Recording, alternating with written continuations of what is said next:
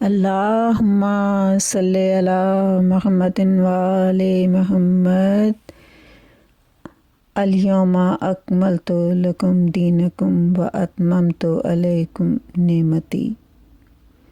سورۃ مائدہ کی آیت نمبر 3 ہے کہ آج دین مکمل ہو گیا اور نعمتیں تمام ہو گئیں، یعنی علی کے مولا کا لقب ملنے کے بعد دین مکمل ہو گیا۔ میرے نبی نے اتنی سخت گرمی میں خداوند کریم کے اس پیغام کو پہنچانے کے لیے غدیر خم کے میدان کا تعین کیا۔ بڑی سخت گرمی تھی، زمین آگ کی طرح جل رہی تھی۔ کچھ لوگ قافلے سے آگے نکل گئے تھے، کچھ پیچھے رہ گئے تھے۔ حضور نے جلدی پہنچنے کا پیغام پہنچایا، اور جب سب لوگ اکٹھے ہو گئے تو پھر خداوند کریم کا یہ پیغام پہنچایا۔ اور آپ نے ایک بات کہی تھی کہ سامنے اس میدان کے ببول کے جو 5 پیڑ ہیں وہاں پہ کوئی نہ جگہ نہ گھیرے۔ ان درختوں کے سائے میں رسول اکرم کا مصلی بچھا وہاں پر منبر رکھا گیا۔ وہاں کی زمین صاف کر دی گئی تھی اور پالانے شتر کے اونٹوں کے کجاووں کے تلے اوپر رکھ کر منبر تیار ہو چکا تھا۔ جب ظہر کا وقت آیا تھا تو بلال نے آذان دی، صفیں بننے لگیں، رسالت پناہ اپنی جانماز کی طرف بڑھے۔ نماز شروع ہوئی اور ختم نماز کے بعد حبیب کبریا نے اس تمام مجمع کی طرف رخ کیا اور دنیا کے سب سے انوکھے اور عظیم تاریخی منبر کا رخ فرمایا، اور پھر آپ نے خود الحمد پڑھی اور خداوند کریم کی شان بیان کی، اور پھر آپ نے سب سے پوچھا اور یہ کہا کہ بس اب میں تھوڑی عرصے بعد میں دائے اجل کو لبیک کہنے والا ہوں۔ پیام الہی کے سلسلے میں جواب دہ ہوں، تم سے پوچھ گچھ کی جائے گی تو تم کیا کہو گے؟ کیا تمہیں خدا معبود کی یکتا ہونے اور محمد کی ابدیت اور رسالت کا اقرار کرتے ہو؟ تم اس حقیقت کے قائل نہیں ہو کہ اس کی جنت، اس کی دوزخ، موت کا قانون اور قیامت کی آمد جس میں نہ کوئی شک اور نہ کوئی شبہ ہے؟ تمہیں یقین ہے؟ پورے مجمع نے ایک آواز ہو کر کہا، بے شک ہم ان تمام حقائق کو تسلیم کرتے ہیں۔ اس کے بعد جب آوازیں خاموش ہوئیں تو حضرت نے فرمایا، اللہم اشہدو، اے اللہ تو گواہ رہنا، میری آواز سب تک پہنچ رہی ہے نا؟ لوگوں نے اسبات میں جواب دیا کہ ہاں جی ہاں، ایک ایک لفظ دل میں اتر رہا ہے۔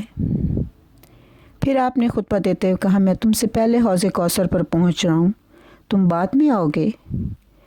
حوض کوثر کی چوڑائی اتنی ہوگی جتنا کہ صنعا سے لے کر بصرہ تک کا راستہ ہے، یمن سے شام تک کا درمیانی فاصلہ۔ آسمان کے تارے اب تم جانتے ہو کہ بس اب میں اس دنیا سے جانے والا ہوں، لیکن میں جانے کے بعد تمہارے درمیان 2 چیزوں چھوڑ کر جا رہا ہوں،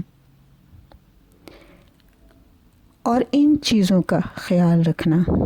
کتاب اللہ بید اللہ عز و جل، ایک بیش قیمت چیز تو اللہ کی کتاب ہے جس کا ایک سرا خدائے عز و جل کے ہاتھ میں ہے اور دوسرا تمہارے ہاتھ میں، اسے تھامے رہو تاکہ گمراہ نہ ہو پاؤ، اور دوسری گراں بحشہ میری اطرت ہے، اور خدائے لطیف و خبیر نے مجھے بتایا ہے کہ یہ دونوں میرے پاس حوض کوثر پر پہنچنے تک ایک دوسرے سے الگ نہیں ہوں گے، ہمیشہ ساتھ رہیں گے۔ اب تم ان سے آگے نکلنے یا ان سے پیچھے رہنے کی کوشش نہ کرنا، ورنہ اس کوشش میں ملیا میٹ ہو جاؤ گے۔ اس کے بعد آپ نے حضرت علی کا ہاتھ پکڑ کر جتنا اونچا کر سکتے تھے اونچا کیا، اور پھر آپ نے کہا، ایھا الناس من اول الناس بالمؤمنین من انفسہم، لوگوں بتاؤ تو صحیح مومنین پر خود ان سے زیادہ کسے اختیار ہے؟ لوگوں نے کہا، آپ کا۔ آپ نے پھر فرمایا، خدا میرا مولا ہے، ان اللہ مولایا وانا مولا المؤمنین وانا اولا بہم من انفسہم فمن کنتو، یعنی آپ نے کہا خدا میرا مولا ہے، میں ایمان والوں کا مولا ہوں اور خود ان سے زیادہ ان پر اختیار رکھتا ہوں، پس جس کا میں مولا ہوں، فمن کنتو مولا فہذ علی مولا، جس کا میں مولا ہوں علی اس کے مولا ہیں۔ اور اس کے بعد آپ نے یہ لفظ من کنتو مولا فہذ علی مولا 3 دفعہ دہرایا، لیکن امام احمد بن حنبل کہتے ہیں کہ نہیں، 3 دفعہ نہیں بلکہ حضرت نے 4 دفعہ اس جملے کی تکرار کی، اور پھر حضرت نے کہا پروردگارہ جو علی سے محبت کرے تو اسے دوست رکھ، جو علی سے بیر رکھے تو اس سے دشمنی کا برتاؤ کر، علی کی مدد کرنے والوں کی مدد فرما، جو لوگ علی سے رد گردانی کریں تو بھی ان سے منہ موڑ لے، پالنے والے علی جدھر کا رخ کریں تو حق کو بھی اسی طرف پھیر دے۔ پھر ارشاد ہوا جو لوگ اس وقت حاضر ہیں وہ اس بات کو ان افراد تک پہنچا دیں جو یہاں موجود نہیں ہیں۔ اور پھر آپ نے کہا مسلمانوں کو ہو کہ ہم آپ اس بات کا عہد کرتے ہیں، پیمان باندھتے ہیں، زبان دیتے ہیں، ہاتھ سے بیعت کرتے ہیں کہ ہم اس امانت کو اپنی اولاد اور اپنے خاندان تک پہنچائیں گے، نیز اس میں کسی قسم کا تغیر و تبدل نہیں کریں گے، اور آپ ہمارے اس اقرار و اعتراف کے گواہ ہیں اور اس کے لیے خدا کی گواہی کافی ہے۔ اور پھر حضرت نے صلی اللہ علیہ وآلہ وسلم نے ارشاد کیا کہ لوگوں میں نے جو کچھ کہا ہے اسے دہراؤ اور علی کو امیر المومنین ہونے کی حیثیت سے سلامی دو۔ زید بن ارقم کہتے ہیں کہ سرکار رسالت کے آخری جملے کے ساتھ ہی لوگ چوک در چوک ممبر کی طرف بڑھے اور سارے مجمع نے ایک آواز ہو کر کہا کہ ہم دل و جان سے اس حکم کو مانتے ہیں اور اللہ اور اس کے رسول کا ہم حکم بجا لائیں گے۔ تمام حاضرین نے مبارک سلامت کے شور میں علی ابن ابی طالب کی بیعت کرنا شروع کی۔ سب سے پہلے حضرت ابو بکر رضی اللہ تعالیٰ عنہ، حضرت عمر رضی اللہ تعالیٰ عنہ، حضرت عثمان رضی اللہ تعالیٰ عنہ، حضرت طلحہ اور حضرت زبیر رضی اللہ تعالیٰ نے ہاتھ میں ہاتھ دے کر زبان دی۔ اس کے بعد تمام موجود جو مہاجر اور انصار آ گئے، باری باری ہر شخص نے بیعت کرتے ہوئے مبارکباد پیش کی۔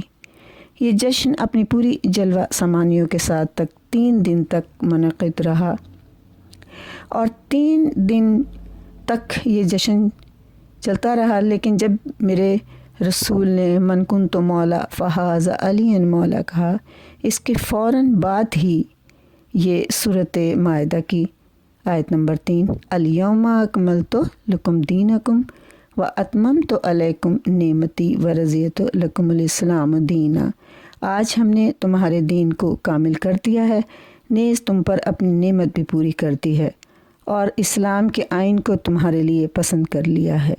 اللہم صلی علی محمد وآل محمد وعجل فرجہم اجمعین۔ باقی آئندہ ویڈیو میں خداوند کریم آپ کو خوش و خرم آباد رکھے، ہمارے گناہ کبیرہ و صغیرہ کو معاف کر دے۔ اللہم صلی علی محمد وآل محمد وعجل فرجہم اجمعین۔